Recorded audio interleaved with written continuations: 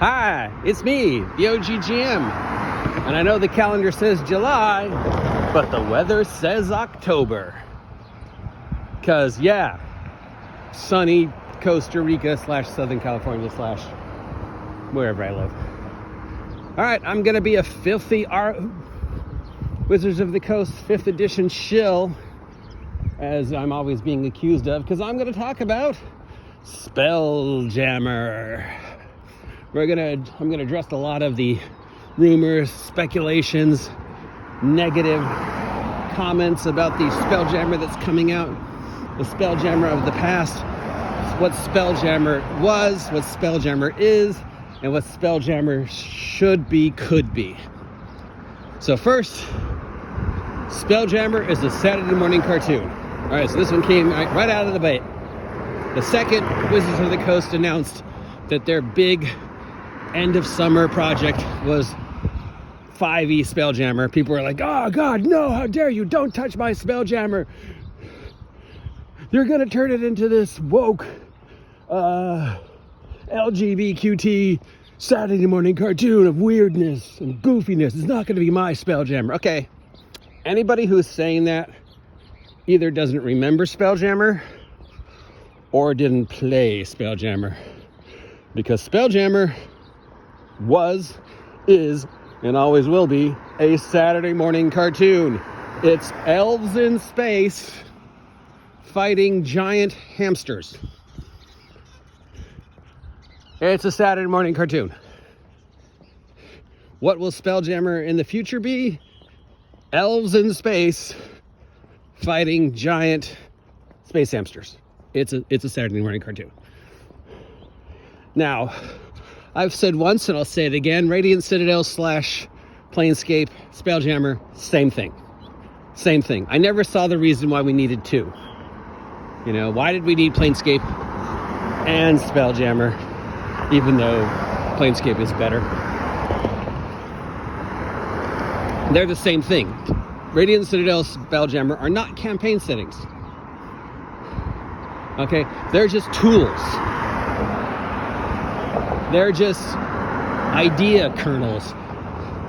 All Radiant Citadel / Planescape and Spelljammer are here is the question and here is the answer. The question is, how can I run hundreds of different settings and give my players the ability to go to different settings, leave that setting without there being any real consequences to what they do when they're at that setting?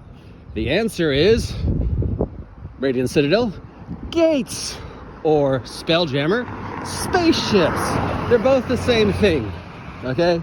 So again, I don't see the need for Radiant Citadel and Spelljammer. Anything you can do with Radiant Citadel, you could do with Spelljammer. Anything you could do with Spelljammer, you could do with Radiant Citadel. They're both the same thing. They're both engines that give you, the DM, the ability to say, hey, today I want to run an adventure where you go to post-Holocaust New York. Hey, I want to run an adventure with fantasy World War II. Hey, I want to run an adventure with pirates. I got all these one-shots. They don't really fit together, but the mechanics of Planescape and its gates, Radiant Citadel and its gates, or Spelljammer and its spaceships allow me to do that. That's all it is, okay? 5th edition is the perfect system for the what? For Spelljammer, and Spelljammer is the perfect system for what Wizards of the Coast thinks 5th edition players wants. The way 5th edition is written right now, it is a Saturday morning cartoon, right? I think we can all agree on that. You can argue it is D&D, it's not D&D, but it's very different form of D&D from any previous edition of D&D. It's much more over the top, much more high powered, much more Saturday morning cartoon, much more fantasy Avengers, whatever you want to call it. Spelljammer is the perfect setting for that. Okay? In fact, I think it should have been the first campaign setting Wizards of the Coast made for 5th edition. 5th edition Dungeons & Dragons 2014. 5th edition Dungeons & Dragons 2015 here's our first splat book, which is pretty much what they did. 5th edition, Dungeons & Dragons, late 2015, Spelljammer. Then do the other shit. That, you know, because the Magic the Gathering settings fit perfectly into Spelljammer. Witchlight, perfectly into Spelljammer. Ravenloft, perfectly into Spelljammer. Strixhaven, perfectly into Spelljammer. In fact, it's so perfect for Spelljammer, they recreated it. And the very first Spelljammer adventure on D&D Beyond is basically Spelljammer Strixhaven. It's a school setting. Everything that Wizards of the Coast came out with that wasn't specifically tied to just being retro, like Storm King's Thunder is a retro clone of Against the Giants. But all the other stuff could have been Spelljammer settings. They could even have, you know, did we need Storm King's Thunder? Did we need Tomb of Annihilation? As much as I love it, did they do anything new and different with those adventures, or did they just take stuff we already knew and make it viable for 5e? There's nothing. I love Tomb of Annihilation, but it's not an original idea. It's Isle of Dread. I love Storm King's Thunder, but it's not an original idea. It's Against the Giants. That's been floating around since the early days. They didn't do anything new and exciting with 5e until Witchlight. Witchlight hinted at new and exciting changes that they didn't follow through with. Rime of the Frost Maiden hinted at new and exciting changes with the Black Obelisk finally being followed through with, but they didn't follow through, you know? Strixhaven could have been so different, but they went the direction they went, and we all know what a disaster that became. So, going forward with the future of Dungeons & Dragons, whatever it is they're going to call it in 2024, 5.51, Dungeons & Dragons 6th edition, or just get, like I've said before, just stop calling it edition.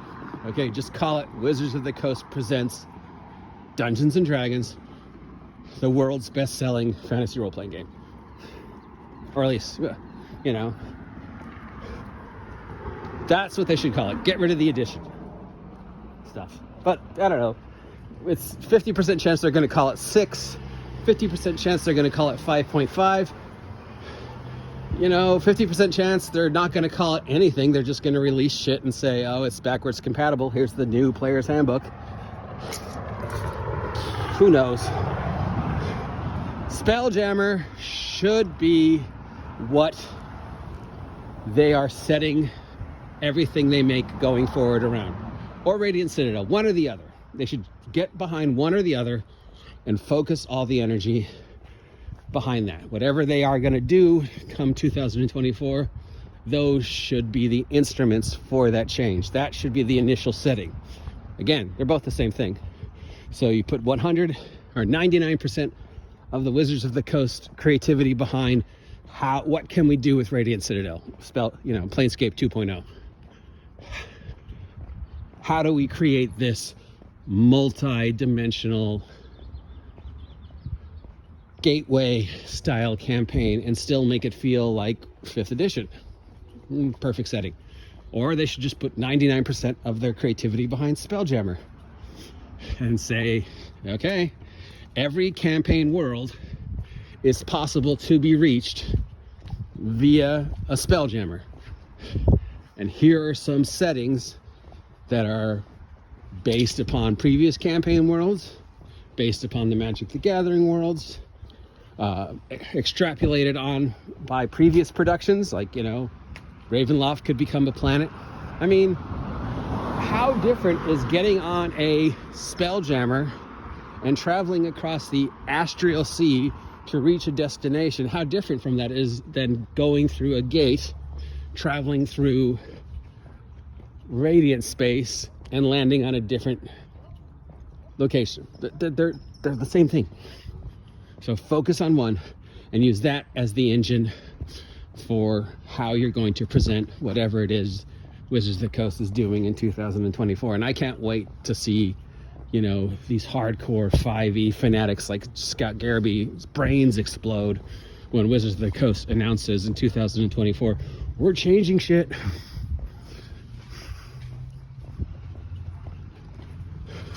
So, Spelljammer, in closing, is a Saturday morning cartoon. It should be a Saturday morning cartoon. It's elves in space fighting giant space hamsters. But what it could be, what they've hinted at but never followed through at, and there's a running theme of Wizards of the Coast hinting at ideas that they never followed through with, or presenting an idea that could have been amazing but ended up being lackluster. There are so many things they could have done with the idea of Witchlight,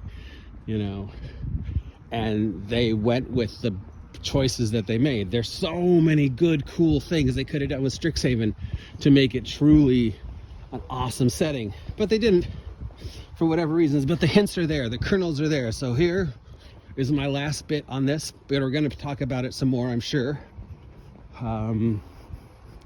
Because if it's the summer of Vecna, it's the fall of Spelljammer. Spelljammer should be a space horror setting. In fact, I think it secretly always has been a space horror setting.